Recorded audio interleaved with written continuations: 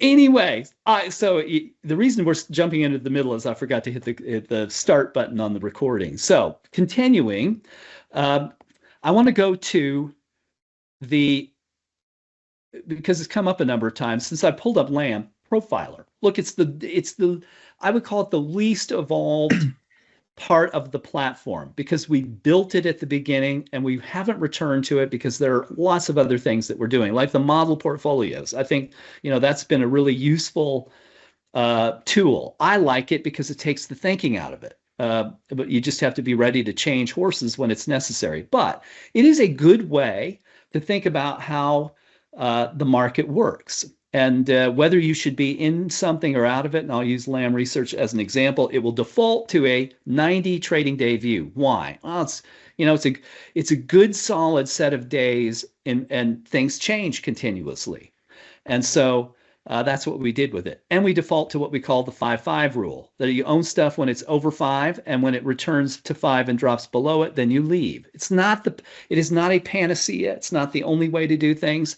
And if you looked at the returns here, over that 90-day period from whatever the beginning date was, August 29 to yesterday, owning Lamb over 5 and selling it when it drops below 5 produced a 75% return. And you'd say, well, that's substantially inferior to just buying and holding. It is. You'd be up 100% buying and holding. But look at the difference. So you own it for 90 days to get 103%, but you don't know. I mean, when should you leave? You don't have is it the valuation? What is it that helps you determine what you're going to do? This just makes it very objective and quantitative. And you're in 68 days in this model. And what the profiler will do is show you those periods. So September 10, October 22nd, December 2nd. And you can drop this arrow down and it will show you what happened all over through that whole period of time, how many days it was, and what your total return was, and so on. Again, it's a backtesting engine. So it's, the real world can differ dramatically. My point is that it's a very helpful way to think about demand and supply. You could also buy uptick, sell downtick. Those to me are the big things, because one's kind of a value approach, 5-5, and you're going to get growth stocks in it too, but it's stuff that stays above 5. Buying upticks and downticks, those are things that tend to behave more like growth money. Growth money is more volatile. And so, if you buy something that has rising demand and you sell it when the demand peaks and declines, that can be a pretty effective mechanism too. Here for Lamb, it doesn't produce the same return. Still produces a good return in 61 days, but it's, half that of buy and hold. Still, it gives you a very good reason to do something. So I mentioned that because I've had a number of conversations with folks about profilers. So it's up here. You can find it in actions. I think there are a couple of other places on the platform where that will show up, which leads me to the portfolios. I just wanted to give a quick update on model portfolios. And we're using the same underlying math and metrics as you would find on the platform. I will sometimes use one. You will see this in the criteria. If you use the model portfolios, by the way, if you're new, they're for subscribers, not a trial, not a $9.99 that won't get you access. But if you're a monthly or annual subscriber to Edge, you can get access to our model portfolios. And they're principally going to use the same criteria that we have up here for dynamic portfolios. We have a set of criteria. We use a JSON model. There's a little bit more sophisticated stuff that we have so that we can refine a set of securities that will deliver an objective. It's data, not advice. We just, run quantitative data, and we've designed them to be simple. Rather than having 30 or 40 or 50 or whatever components, we aim for 5. Because it's manageable, so that you look every day and say, well, is there something I need to do? You don't have to change. If it's too often for you, do it every week. I can't tell you what the performance difference will be, but the demand supply scale is a 1 to 5 day time frame. So generally speaking, probably you will be within the margin of error. We run 5-day forecasts internally on everything, everywhere. And they're very good at telling us where prices will be 5 days out because of this demand supply imbalance feature. Diverging demand and supply tend to deliver returns. Converging demand and supply tend not to. But we're in a different situation here. It's why we put out the contrarian fund. It's we've been running this model for quite a while behind the scenes where we look at we've run it all the way back to 2017. But what happens if you do the exact opposite and say you buy stuff that has falling demand and is near one and has rising supply, and you sell it when those conditions reverse? Well, that stuff probably does better when conditions are beginning to change or are deteriorating or just plain bad. And sure enough, I mean, that portfolio sharply outperformed from January to April of 2025, interestingly. And it's outperforming now. I don't know what that means, but it's why we determined that we would add it to the platform. And I'm not going to take the time to show you. I just wanted to talk about that briefly. Then my last thing here is, if you were to boil everything down, I'm hitting the basics again here because we're kicking off the year. What is it that we use here at Edge? It's very simple: demand, supply, and volatility. Those are the things we trade. If you're trading daily trading ideas, what we're going to look for is excess demand and insufficient supply and volatility. How much of that might we capture? That's what we're after. When there is a demand supply imbalance, there is a probability of gains. Well, how much? How would you know? Volatility is a good read. We take the highest and lowest intraday prices and average them over a 5-day period on a rolling basis. That's what that figure is. And so if we know that the broad market has called right now, it's back up to 2.6% volatility, believe it or not. Just literally 5 days ago, it was 1.5%. So we have seen a resurgence of volatility. But if that's what the market moves, and this is moving 200% more than that, than 2%, then what's the probability of capturing part of that? That's what you're trying to do. You're trying to stack the odds in your favor. We don't want to be in the market all the time. We shouldn't be in the market all the time. We should be there when we have a high probability of producing returns. And when we don't, sit on your cash and wait for the conditions to improve. That is, to me, the absolute best use case for these things. Daily trading ideas tend to work all the time, but when there is a smaller number, beware. We only have 7 of them in momentum and low volatility, 7. So that we say when there are 30 or more, conditions are pretty good. Well, we're well under that. I'm putting the two together. Just a rule of thumb. It's not statistical. We've run that data, but it's a good rule of thumb. So then the only other thing I have to cover is what's ahead, and Brian and I can do that together. So Brian, I will turn the microphone over to you. Sure. A couple quick questions for you, Tim, before I get started. One from Brad regarding the profiler. Does that give less drawdowns on pullbacks? Does Profiler give you less drawdowns on pullbacks? I don't know. What you're saying is, if you're using that, is it more likely that you would avoid a decline? It's difficult to say. I can't give you a mathematical answer to that. Certainly, leaving when demand deteriorates below 5 could. I can't give you a good answer on that. To me, the best thing about following that math is that this is math. It will capture most of the gains and avoid most of the declines. That is true. I can't tell you it will avoid a big drawdown. I don't know what the market's going to do. That's kind of I don't know if that's a great answer, but that's what I would say. And I think I saw.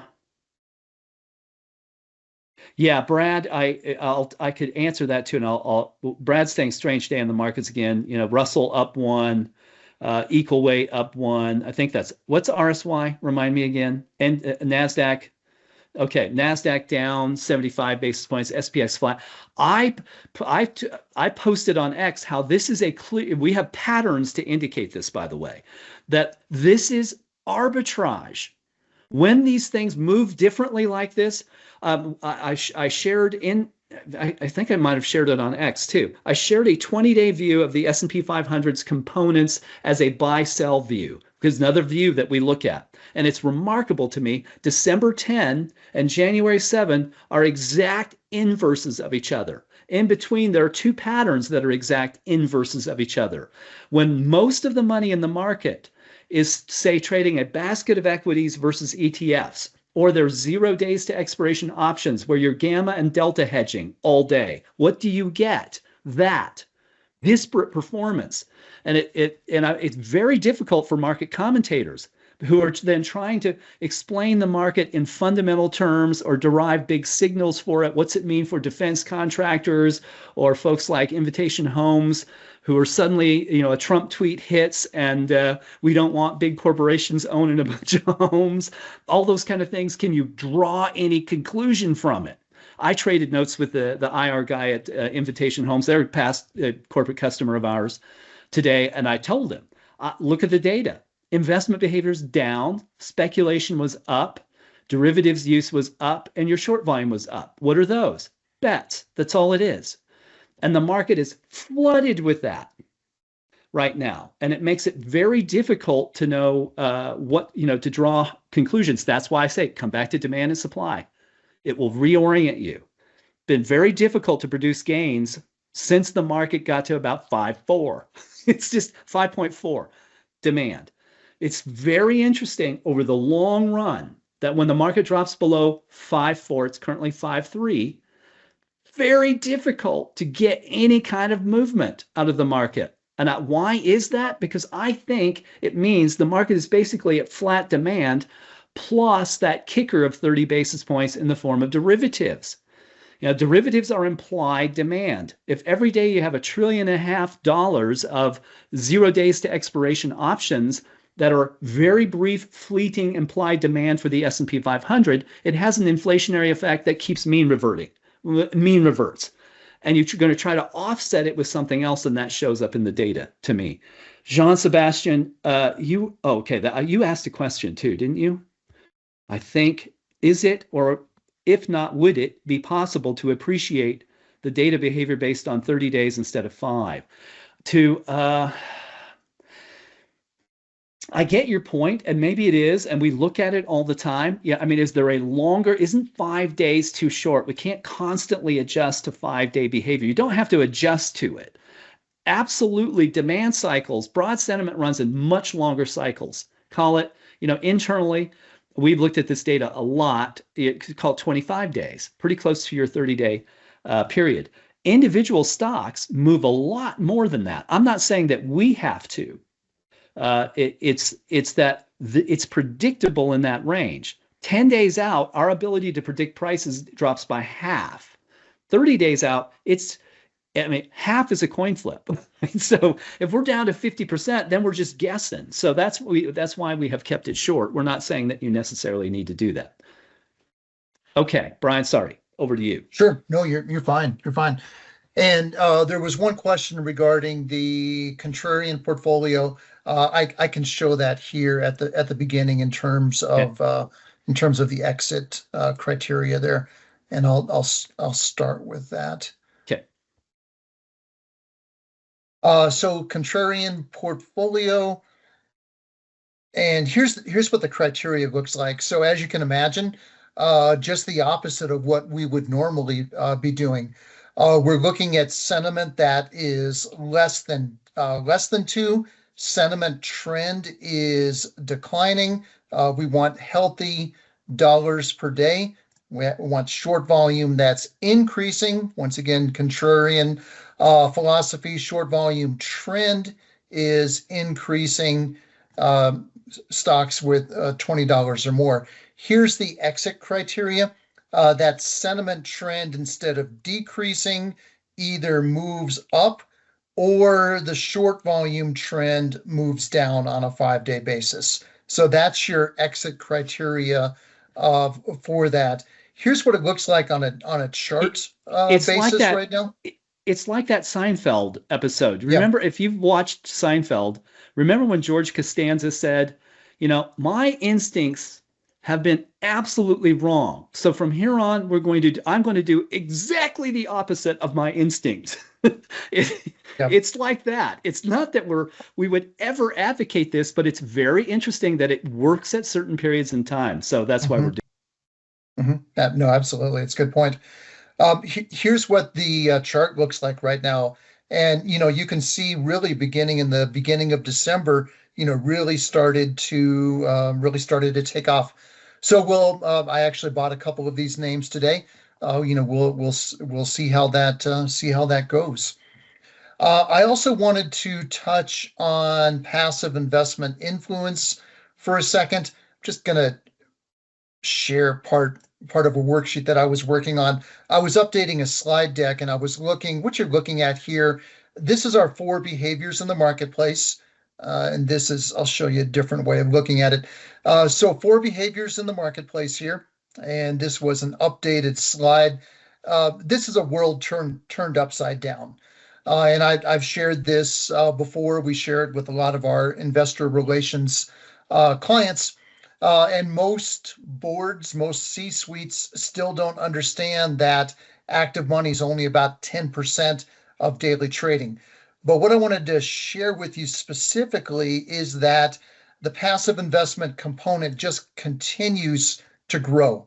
2022, and it was actually the same number in 2021, was 20% of daily trading. That number last year was 26%. And Tim did a great job of already talking about it today, but it generally has an inflationary effect on trading. It just does.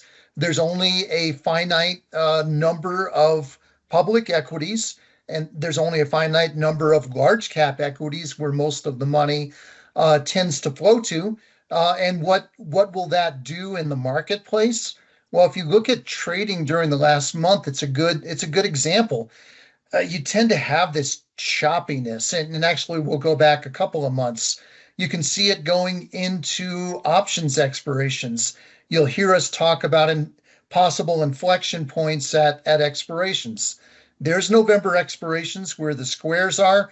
What happened afterwards? Market rose.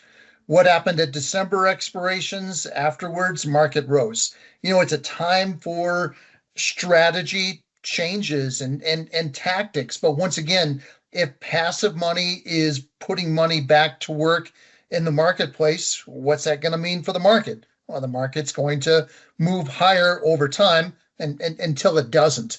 Recognize that passive flows. Uh, I compare it to a knife that cuts both ways. You get 26% of daily trading. If it's moving higher for you, that's fantastic. But if it's moving lower, then everybody's in trouble for a period of time. So as long as those flows continue to work, great. You just have to watch out when they don't. This was a point I was making this morning, and you can see it here on the graph. So this morning's note, I was talking about the SPY on 1211 and how that is identical to where we were yesterday. What are we tracking during that period? Well, we're tracking sentiment that has been declining. That's the green line here. And we're tracking short volume that's been increasing. If the market's in a state of convergence, what would you generally expect? Well, either the market to move lower or to have choppy trading. And that's exactly what's occurred here during the course of the last month. To me, this is a market that's seeking direction right now. We can certainly see it with this choppiness that we've been experiencing. We talked about it earlier with Brad's question. With today's trading, you get this arbitrage back and forth.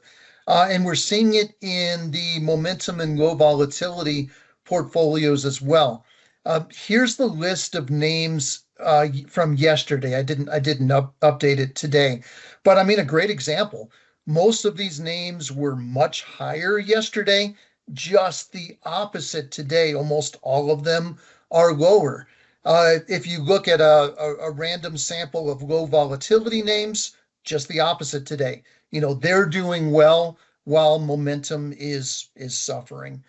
We talked earlier about the contrarian fund. There's today's performance for the contrarian fund. It's doing quite well. Will that continue? We don't have any idea of knowing, but I mean that's pretty encouraging right now. We'll continue to watch to see how that plays out. I did want to show you what's happening from a volatility perspective as well. This is kind of a fascinating look. Don't worry about all the numbers. I'm just going to show you a couple of things. Looking at SVXY, think of that as selling volatility. Look at the last few days here, last part of December into the early part of January. This is daily performance. Higher one day, lower the next, higher, lower, higher, lower. Look at UVXY, just the opposite. Think of that as buying volatility. Lower, higher, lower, higher, lower, higher. You just see this battle that's playing out in the market right now here in the early part of January. Yeah, What's right. working right now? Yeah. Unfortunately, not much. From a broad market perspective, you can see it very clearly. That's challenging conditions. You look at it on a day-to-day Well, I basis. posted. Did you see the one I posted? The guy As I said mentioned, buying in momentum 5 days. a couple days ago, almost all of those names were doing better. Yeah, Today I they're did the not. same one, So but it you was get this pushed to back and PR. I don't forth know which is that it. is playing I did out a instead of put, I did a in the call, but market. the risk graph looks the Tim, can same, you so check on that, please, to it's fine. see? Uh, Yeah, I'm sure muting am. that. Okay, sorry Thank about you. that. Yeah. No problem. Daily trading, does it continue to work? Yes, it does. I've made money 2 days this week on daily trading. Certainly not making it today, but hopefully that will change going into tomorrow. I'll go By ahead mistake, I did and the call instead touch of put. base in So, regards to what I see but the going risk ahead, graph and then shows it's the same Tim risk can kind of follow up with identical. that. So maybe it doesn't matter. To me, I want to watch sentiment and short volume trends. Perhaps not a big surprise, but we're kind of stuck right now from a sentiment perspective. We've been moving sideways here during the early part of the year, and obviously short volume is moving higher.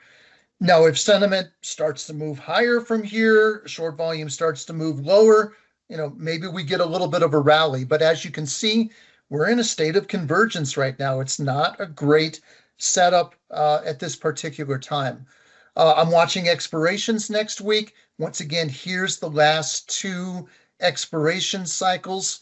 They were definitely inflection points for the market where strategies and tactics shifted, and we'll have to see, whether that continues.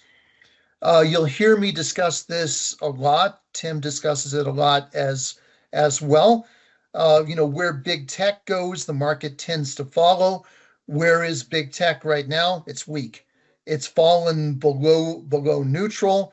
Will that trend continue? You can see short volume moving higher while sentiment is moving lower. Once again, a state of convergence. What are we tracking in big tech right now? General weakness. A lot of the big tech names are at the top of this chart. There's not too many that are doing well at this particular time. And one other item to mention, I've mentioned this a few times, but it's okay to repeat it. This is a big picture item. It may or may not have application. I'm just telling you up front here. What I'm going to do is I'm taking this chart back 5 years, and I want to share with you demand trends here at the tail end of the year. You can see starting in July, and by the way, this is the normal ebb and flow for demand in the marketplace. Very normal for demand to rise above the red line, then it falls lower, then it rises again. Very natural rhythm to the market. What you can see starting in July is our demand cycles really started to weaken. And if you look back historically, what tends to happen when that occurs? Here's a good example. Back in 2023, you have a period of weak demand. Well, the market tends to weaken. The closest period I could find to what this was, I have to circle all the way back to 2021, It was this period right through here. And I don't think that really manifested until we got to the beginning of the year. Sometimes there can be a little bit of a lag there. What happened at the beginning of the year? Well, we went into a bear market. Once again, this is an apples to oranges comparison. Keep that in mind, but also recognize that we're at an inflection point. We had weakness for a period of time here from a demand perspective. We had similar weakness back in 2021. So I just bring it up for perspective and to recognize that we are at a natural inflection point here at the beginning of the year. And Tim, I'll let you pick that up.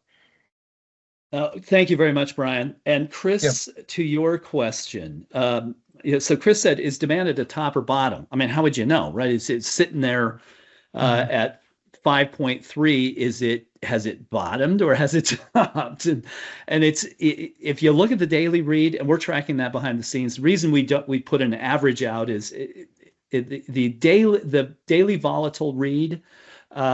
That it's highly correlated. There will be separations between the two, but it's not as good a measure as a central tendency. But that has leaked down to 5.2. It could change. It's not just price. Price is an input into that model, but it's one of 5 inputs. It's very much behavioral.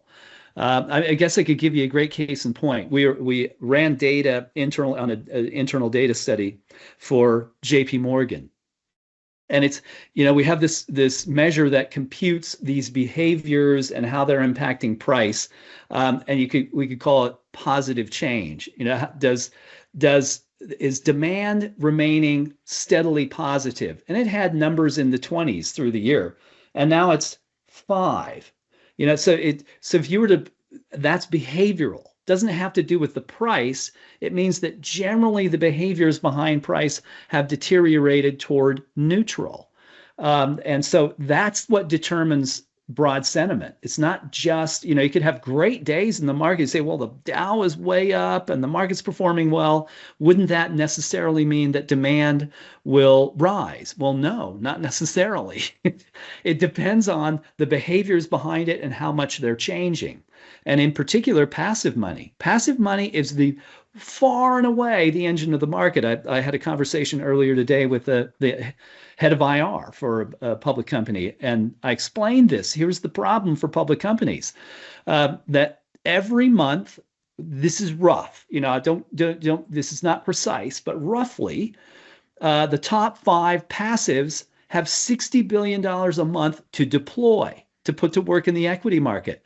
And the top 5 actives have 20 billion to sell. So that, there's the real difference there. Therefore, what everybody talks about all day long on CNBC, what you read about in the Wall Street Journal, fundamentals, what is driving this particular group or that particular group, is a net seller. That's the problem. They're a net seller, not a buyer. That's why we look at what the passive flows are, because what they do determines the direction of the market. And right now they're slowing. That doesn't mean the market's going to, I don't know what the market's going to do from one day to the next, but we sure look at those things, and it's manifesting here in broad sentiment at 5.3. It's still positive. Anything above 5 is positive, and that's why, the market holds together. But if those flow, I've always said, there are 2 threats to the market. A, the flows change or slow, or B, the arbitrage mechanism breaks. And right now, you look at this, Brad, to what you were saying, the crazy differences between the broad measures, that is the arbitrage mechanism. And at what point does that break? I don't know. Wish I did know. You could put on a tail risk hedge, right? But I know that those are the 2 things that one has to beware of. Chris, that's a long-winded answer to, is it a top or a bottom? I don't know yet. On a volatile daily basis, it's leaking away, but that could stop. We'll see. We'll keep you posted. What's ahead? Brian, let's you and I talk about that, huh? Really quickly. Maybe we already have. I kind of mentioned my part already. If you have anything to add to it. I always think about the big inputs. You have a depreciating global currency regime, devaluing currencies. So what do you get in response to that? Well, generally appreciating risk assets. And I've talked about how, you look at Italy, uh, back to all-time highs. But they finally caught up with where they were in 1999. I mean, it's just whoa. Uh, but there's an input, right? So you have devaluing currencies that lift risk assets. You have ETFs that expand access to the risk assets. You have this global prediction market where everybody is betting on everything and the markets are stuffed with derivatives. And then we depend on machines, autonomous trading systems, Citadel, Susquehanna, Jane Street. I pick on those three to make all that work. Well, under ideal conditions, it is the most awesome construct ever. Under suboptimal conditions, it's a very risky construct. It will naturally concentrate itself into ever fewer securities. And at some point, that will be the problem. If everybody in the world tries to get out of $12 trillion stocks, it will be an issue. And I don't know where that's going to show up. I always think about it. But if you and I were having this conversation in May, I wasn't talking about these things. That was the last thing I was talking about. Right? So now I am, because this is what we see in the data. So what's ahead? Be wary. I think it's a good time to be cautious, to be a contrarian. The contrarian portfolio works. It's not a lot of exposure. If you have 2 or 3 or 4 or 5 securities that are doing the opposite of what the market is doing, that can be helpful. If those conditions change, we're going to track it. We just keep watching where the money's going, and we'll try to keep ahead of that and keep the model portfolios aligned accordingly. That's all I've got. Any questions? I always ask for words of wisdom. I'm always looking for words of wisdom. Good enough? Okay. I think, let's see, what is next Thursday? Today is the 8th, so that would be the 15th. I believe I will be back in the mountains. I got to be in Texas tomorrow. Then we're up in the mountains next week. We're going to an Old Dominion concert in Beaver Creek at the Alberto. Anybody know Alberto Villar? I actually met him a couple of times. But he was a big deal a long time ago, and it's called the Villar Performing Arts Center, and it's a great venue in Beaver Creek. So we'll be back in the mountains. Enjoy the week ahead, and we'll see you in about 7 days. Thanks a bunch.